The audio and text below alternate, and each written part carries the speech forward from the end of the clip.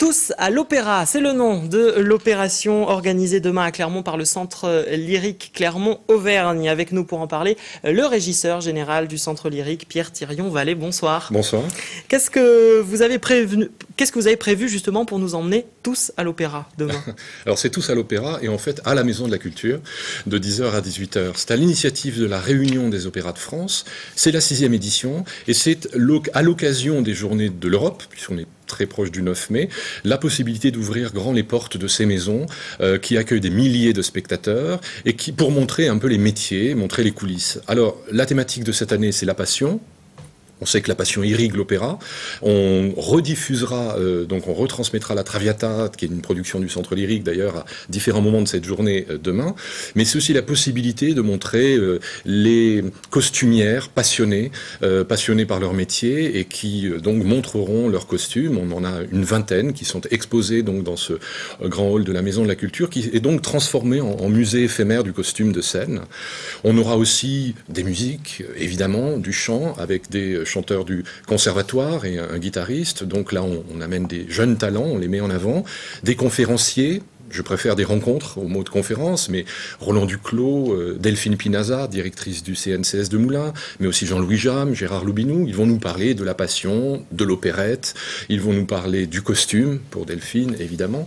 Voilà, donc c'est très varié. C'est pour rencontrer le public d'une façon un peu décalée, prendre le temps, offrir un apéritif à des mécènes privés ou des entreprises, donc qui sont invités demain à midi à venir à la Maison de la Culture. C'est avoir un autre lien, voilà, montrer que ces saisons lyriques et ces opéras sont portés par des êtres humains et pas simplement des programmateurs, des régisseurs, des techniciens, des artistes, mais ça permet, voilà, de se rencontrer, de parler, de communiquer. Avec en clôture à 20h un opéra, enfin une opérette même, Fifi, oui. Opérette en 3 actes. Là aussi c'est volontaire, peut-être le choix de l'opérette, c'est peut-être un peu plus populaire que l'opéra. Oui, aussi, et puis c'était la possibilité de montrer de nouveau une mise en scène de Johan Ibert, deuxième fois qu'il est dans notre saison après Hansel et Gretel. C'est une très belle réalisation, moi je l'ai découvert à Paris. C'est une opérette qui a été composée en 1918 et qui a été créée la première fois le 12 novembre, vraiment à la toute fin de la guerre,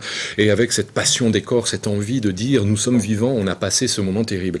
Et c'est une très très belle opérette d'Henri Christinet, portée par Les Brigands, et je vous invite tous évidemment à venir rire, sourire, mais aussi réfléchir et découvrir tous ces métiers de l'opéra demain à la Maison de la Culture.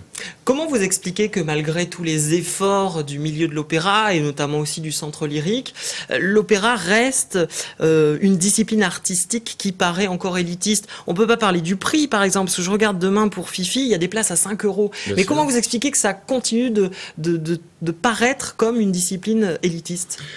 Élitiste, moi je pense qu'en fait ça n'est pas tout à fait la réalité, puisque les salles sont pleines. Le taux de remplissage du Centre Lyrique cette année c'est 85%. On a effectivement des places qui vont de 5 à 42 € cette année, et qui en moyenne rapportent 22 € simplement au Centre Lyrique, alors que le prix moyen en France c'est 29. Toutes les salles d'opéra sont pleines. Je pense que l'élitisme c'est lié à l'histoire, ce sont des idées reçues. Nous on se bat contre cette idée reçue. On a effectivement des salles qui sont très pleines, on a aussi des jeunes qui viennent en masse, puisque 20% de notre public a moins de 26 ans. Donc je pense que c'est malheureusement encore une idée. Une idée tout simplement parce que nous on se bat, les opéras, tous les opéras en France se battent pour la qualité et mettent en avant des œuvres complexes, parce qu'elles sont souvent en italien, en allemand, en français.